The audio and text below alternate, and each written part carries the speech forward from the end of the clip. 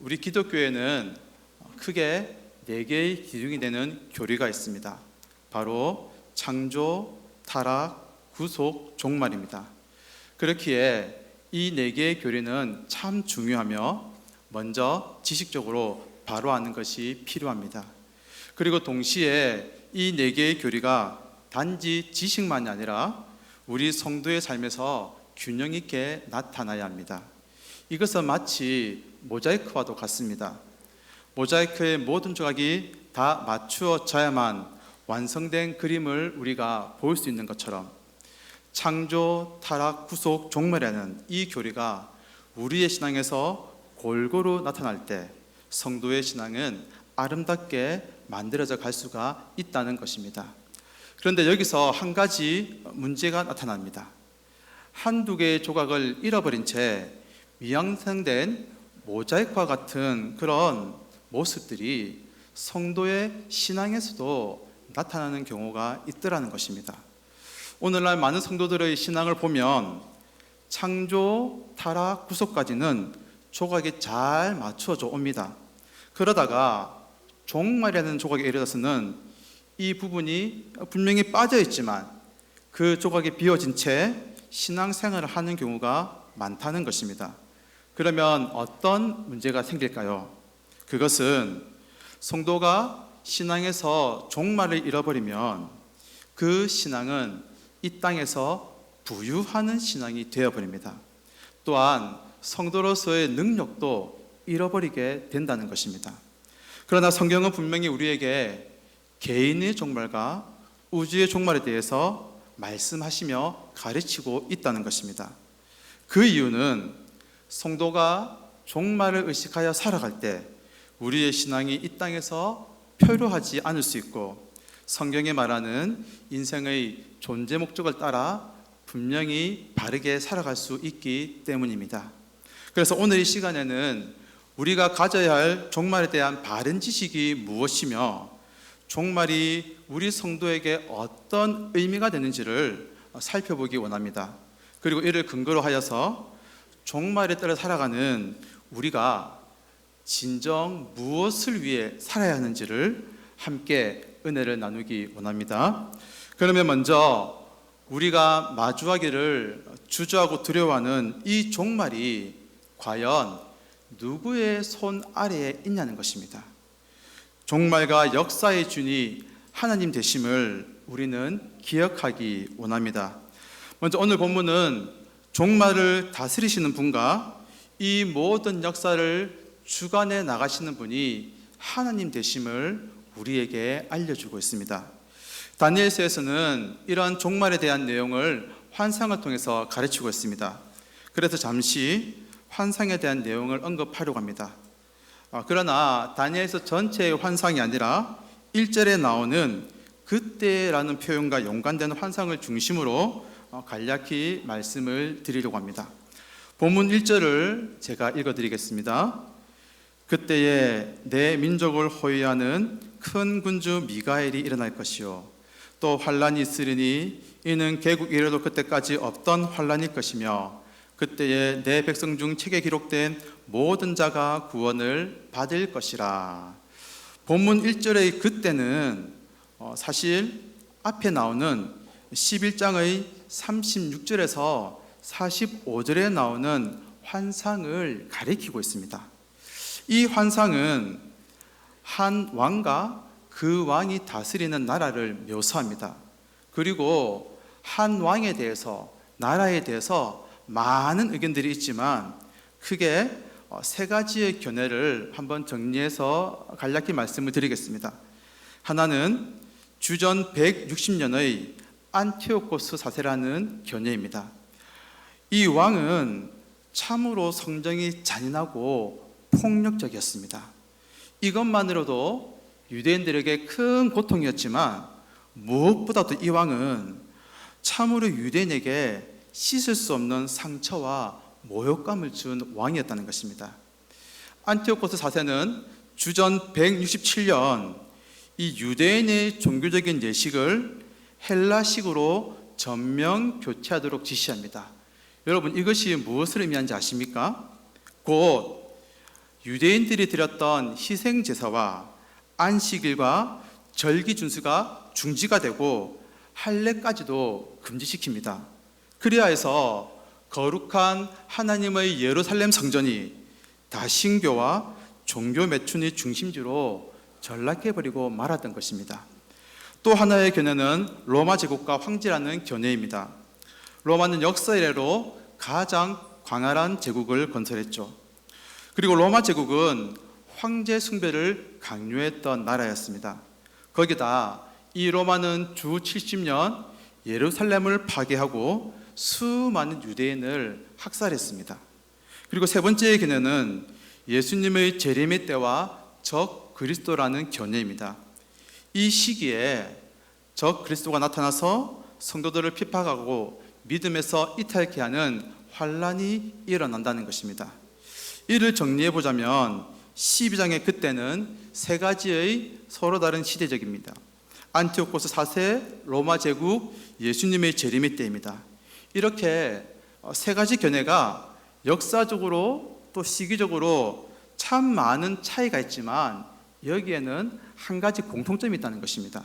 그것은 이 모든 시기가 여호와 하나님을 신앙하는 성도들에게는 도저히 견딜 수 없는 환란의 때라는 것입니다.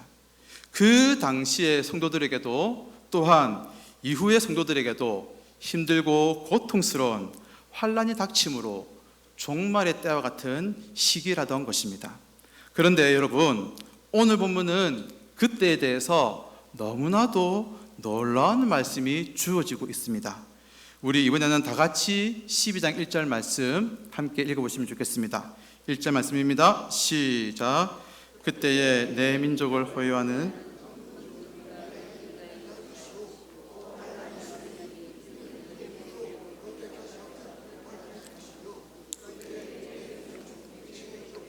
모든 자가 구원을 받을 것이라. 이 1절은 극심한 환란의 때가, 그때가 하나님의 손 아래에 있음을 선포하고 있습니다. 먼저는 하나님께서 택하신 자기 백성을 그 환란에서 도우시고 건지시기 위하여 큰 군주 미가엘을 일으키겠다는 약속이 주어지고 있습니다. 또한 우리에게 참된 소망이 되는 말씀이 여기에 있습니다. 내 백성 중에 책에 기록된 모든 자가 구원을 받을 것이라. 비록 성도가 환란의 때를 만나겠지만 하나님은 이미 우리를 구원받는 자로 확정해 주셨음을 믿으시기 바랍니다. 하나님이 보호하시고 확정해 주신 성도의 구원은 세상의 어떤 권력과 핍박 앞에서도 흔들리지 않을 것입니다. 사랑하는 여러분, 지금 우리는 예수님의 재림을 기다리는 종말의 때를 살아가고 있습니다. 이 종말의 때가 우리에게 버겁게 느껴집니다. 또한 마주하는 환란들 앞에서 우리가 낙심하는 순간을 만나기도 합니다. 그러나 하나님께서 이 종말의 때를 다스리고 계심을 믿으시기 바랍니다. 지금도 하나님께서 말씀으로 우리를 인도하시며 주의 성령으로 우리와 함께 하십니다. 또한 우리의 모든 순간에 주의 천사를 보내시어 우리의 삶을 지키십니다. 그리고 어떠한 환란을 만나더라도 그리스도 안에서 예정하여 택함받은 우리의 구원은 결코 흔들리지 않을 것입니다. 종말과 역사의 주관자 되신 하나님을 의지함으로 참된 평안을 누리는 모두가 되시기를 바랍니다. 하지만 이 종말의 때 만나게 되는 환란을 믿음으로 견뎌나가더라도 그 믿음이 때로는 약해지기도 하는 것이 사실이죠. 그때 우리가 기억해야 할 것이 있습니다. 그것은 성경은 모든 인류에게 두 가지의 길을 가르치고 있다는 것입니다. 그 두 길은 종말 이후에 영생을 받는 자와 영원히 부끄러움을 당하는 자로 나누어지게 되는 것입니다. 본문 2절 말씀을 제가 읽어드리겠습니다. 땅의 티끌 가운데서 자는 자 중에서 많은 사람이 깨어나 영생을 받는 자도 있겠고 수치를 당하여서 부끄러움을 당할 자도 있을 것이며, 이 2절에선 크게 우리가 두 가지의 표현을 눈여겨보시면 좋겠습니다. 하나는 땅의 티끌 가운데서 자는다라는 표현입니다. 여기서 말하는 티끌은 흙을 말합니다. 여러분, 사람이 죽어서 오랜 시간이 지나면 육신이 어떻게 됩니까? 무엇이 됩니까? 네, 흙, 티끌이 됩니다. 그렇게 돌아가죠. 그러나 주님이 재림하시는 날, 악인과 의인 모두가 이 티끌, 흙 가운데서 육체를 입어 부활할 것을 말하고 있습니다. 또 한 가지는 본문 중간에 사용된 이 많은 사람이라는 표현입니다. 그리고 이러한 많은 사람이 어떤 장치로 사용되는지 알기를 위해서 우리 가지신 성경이 있다면 다니엘서 11장 33절, 34절을 찾아서 함께 읽어보시면 좋겠습니다. 다니엘 11장 33절, 34절을 우리 함께 한번 읽어보시겠습니다. 시작. 백성 중에 지혜로운 자들이 많은 사람을 가르칠 것이나 그들이 칼날과 불꽃과 사로잡힘과 약탈을 당하여 여러 날 동안 몰락하리라. 그들이 몰락할 때에 도움을 조금 얻을 것이나 많은 사람들이 속임수로 그들과 결합할 것이며. 이제 성경을 한번 보시면서 말씀을 들으셔도 좋을 것 같습니다. 방금 읽으신 11장 33, 34절에는 동일하게 많은 사람이 나옵니다. 그러나 문맥을 보시면 이것이 서로가 정반대의 사람을 가리킨다는 것을 알 수가 있습니다. 먼저 33절에 많은 사람을 그 믿음을 가진 성도를 가리키고 있습니다. 그러나 34절에 많은 사람은 이들은 불신자들이며 성도들을 핍박하고 위해를 가는 자들의 총칭이 됩니다. 그리고 다시 여러분 33절 한번 보십시오. 여기 나오는 많은 자들의 모습이 어떠합니까? 이들은 환난의 때에 오직 여호와를 향한 그 신앙, 예수 믿는 믿음으로만 살아갑니다. 그런데 결과가 좋지 않다는 것입니다. 칼날과 불꽃과 사로잡힘과 약탈을 당합니다. 그리고 모두가 보기에 몰락의 길을 걷는 것처럼 보입니다. 하지만 반대로 34절을 보십시오. 여기 나오는 많은 자들은 이 33절의 많은 자들을 핍박함으로 자신들의 이득을 취합니다. 이들은 연합해서 이 33절의 많은 자들을, 성도들을 대적합니다. 그리고 승자는 34절의 많은 자들, 박해자들로 보입니다. 이것만 놓고 보면 참 신앙을 지키는 33절의 많은 자들이 어리석어 보입니다. 실패한 인생처럼 보이고 소망이 없어 보입니다. 반대로 하나님을 거역하여 성도를 무시하고 핍박하는 34절의 많은 자들은 세상에서 모든 만족을 누리며 살아가는 것처럼 보입니다. 하지만 이러한 형국에 대반전이 기다리고 있다는 것을 오늘 본문이 우리에게 말씀합니다. 모든 인류가 맞이하는 종말, 그 종말 이후 인류는 두 길로 나누어지는 운명이 기다리고 있기 때문입니다. 우리 이번에는 다 같이 본문 2절 말씀 함께 읽어보십니다. 12장 2절 말씀입니다. 시작. 땅의 티끌 가운데서 자는 자 중에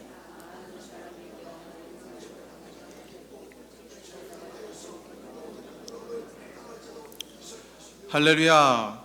오늘 본문은 참으로 우리 성도에게 대역전의 드라마가 있음을 명백히 증거하고 있습니다. 많은 사람이 예수 믿는 자를 핍박했습니다.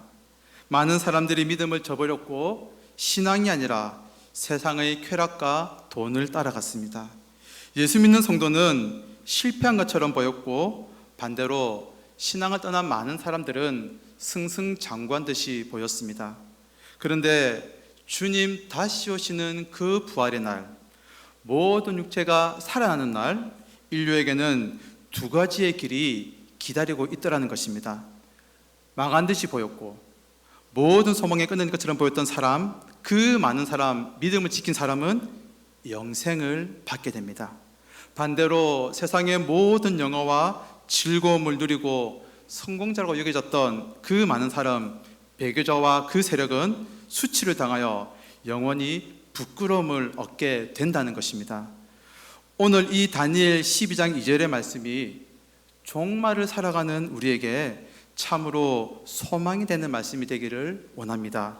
그리고 이러한 인류의 두 길에 대해서 우리 예수님도 이렇게 말씀하셨습니다. 요한복음 5장 29절의 말씀을 제가 읽어드리겠습니다.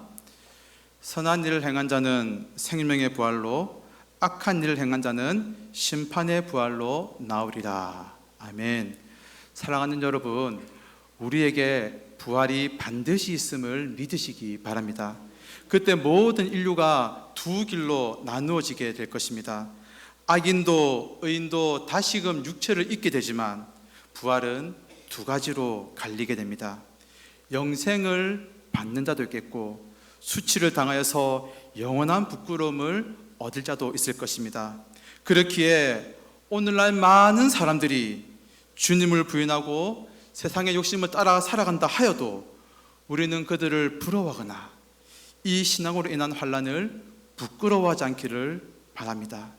예수님이 우리에게 주신 말씀처럼 선한 일을 행하여 생명의 부활에 참여하는 복된 모두가 되시기를 바랍니다. 그런데 오늘 본문 2절은 우리에게 소망을 주면서 동시에 한 가지의 기대감으로 가득 찬 의문을 또한 던지고 있다는 것입니다. 그것은 부활의 날 우리에게 영생이 약속이 되어 있기에 참으로 소망이 되지만 동시에 이 영생의 약속이 구체적으로 무엇을 말할까라는 그런 의문인 것이죠. 그것은 바로 우리가 별과 같이 영원토록 빛나게 된다는 놀라운 약속이라는 것입니다. 오늘 3절 말씀 함께 읽어보시겠습니다. 12장 3절입니다. 지혜 있는 자는 궁창의 빛과 같이 빛날 것이요.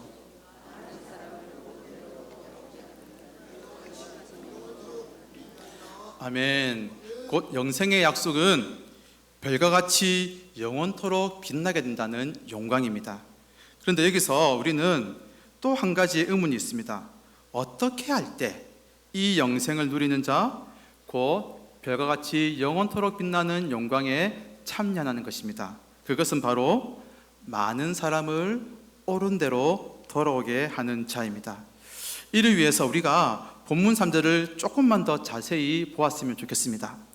본문 3절에는 지혜 있는 자가 나오는데 이것이 원어로 마스칼림이라는 복수형을 사용합니다. 그렇기에 3절의 지혜 있는 자는 지혜 있는 자들이라고 표현을 해도 좋습니다. 그런데 여러분, 이 지혜 있는 자들이 앞에서 언급이 되었습니다. 다니엘 11장 33절을 보시면 지혜로운 자들이 나오는데 원어상으로 동일하게 3절의 마스칼림을 사용합니다. 즉, 이 11장 33절과 12장 3절은 어떤 자들이다? 동일한 자라는 것입니다. 그리고 11장 33절의 지혜로운 자들은 많은 사람을 가르치는 자들입니다. 이들은 환난 중에서 자신들도 의의 길을 가지만 동시에 많은 사람을 의의 길로 인도했던 자들입니다. 그래서 이 12장 2절의 지혜 있는 자는 많은 사람을 의의 길로 인도하는 자가 된다는 것입니다. 여기까지 정리가 되셨으면 한 가지만 더 살펴보겠습니다. 12장 3절을 보시면 이런 표현이 있습니다. 많은 사람을 어디로? 옳은 대로 돌아오게. 그런데 이 역시도 의의 길을 의미하고 있습니다. 즉, 많은 사람을 의의 길로 돌아오게 하는 것입니다. 이제 세 가지를 모아서 정리를 해보면 11장 33절의 지혜로운 자들, 12장 이 3절의 지혜 있는 자, 그리고 많은 사람을 옳은 대로 돌아오게 하는 자가 다른 표현이지만 모두 동일한 의미를 가지고 있다는 것입니다.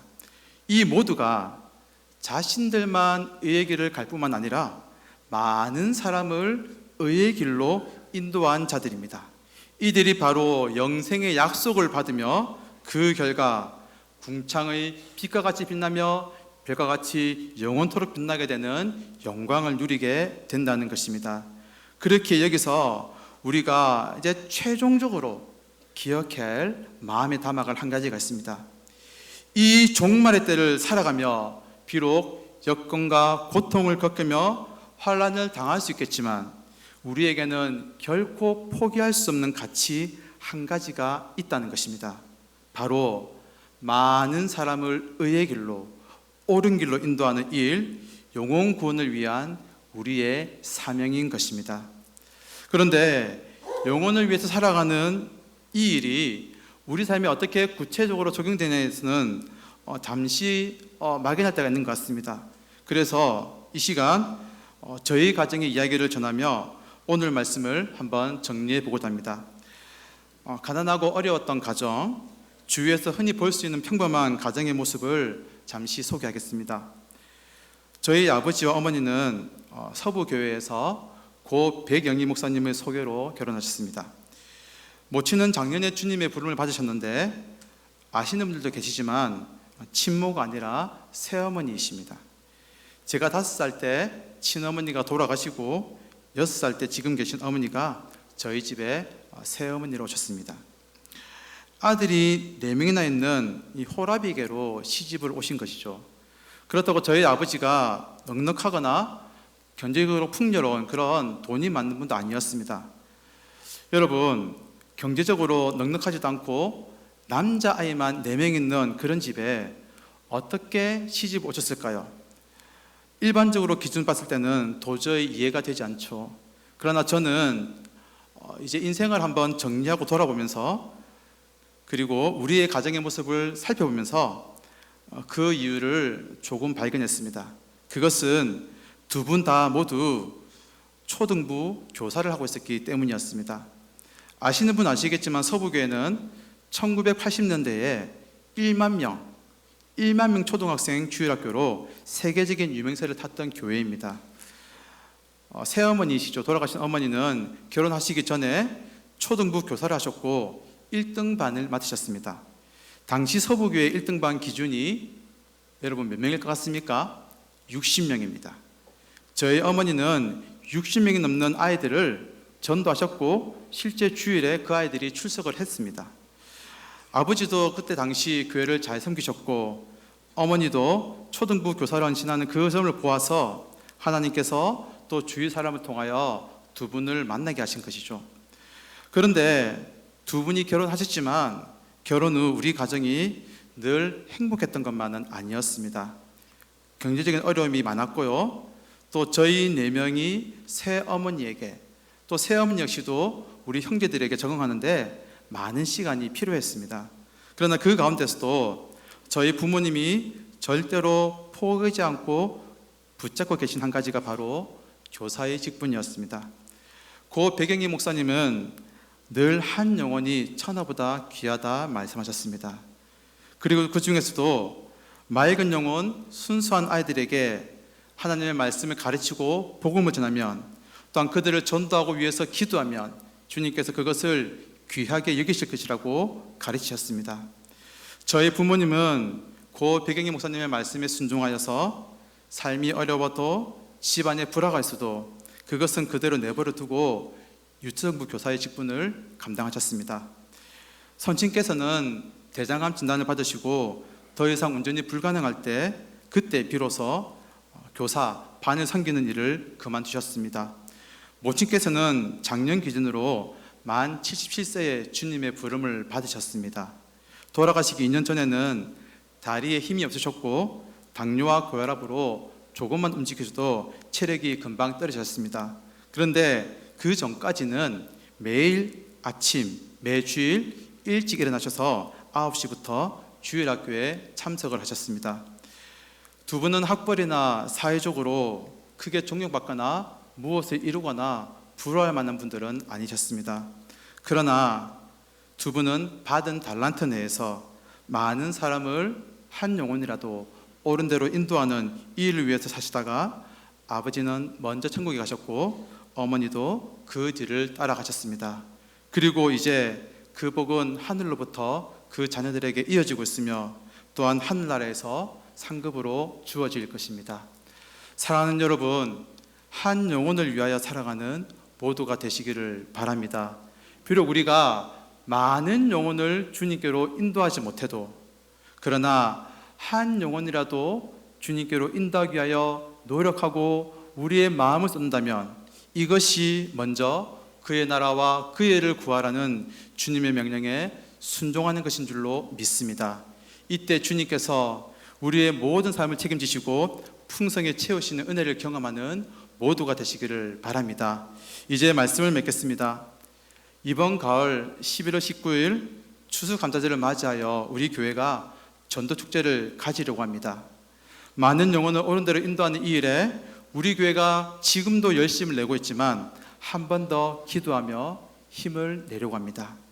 우리가 주님이 찾으시는 한 영혼을 위해서 끝까지 헌신한다면 하나님은 그 헌신을 반드시 기억하실 것입니다. 그 일을 감당한 성도에게 오늘 다니엘 12장 3절 말씀처럼 별과 같이 영원토록 빛나는 상급을 얻게 하실 것입니다. 저는 우리 제1영도 교회의 모두가 많은 사람을 옳은 대로 돌아오게 하는 귀한 공동체가 되기를 원합니다. 그리하여 여기 계신 모두가 별과 같이 영원토록 빛나는 그 상급의 주인공 되시기를 주님의 이름으로 축원드립니다. 우리 함께 기도하시겠습니다.